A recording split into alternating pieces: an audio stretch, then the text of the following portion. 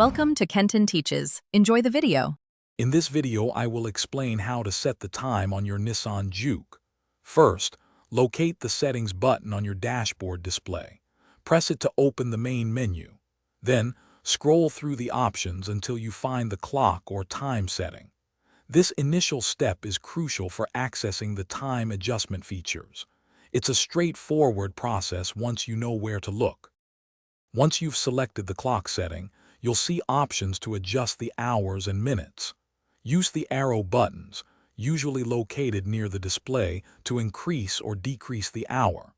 After setting the hour, move to the minutes field and make your adjustments there. This allows for precise time setting, ensuring your Juke's clock is always accurate. Quick recommendation: staying hydrated is key, especially when you're tackling a car project. Grab an Owala water bottle to keep your drinks cold and accessible, ensuring you stay refreshed. If you're finding this video helpful, please hit that like button and subscribe for more useful guides. You can find the link for the Owala bottle and other fantastic deals in the description.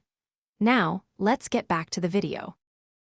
Thanks for watching. Please subscribe if this video was helpful.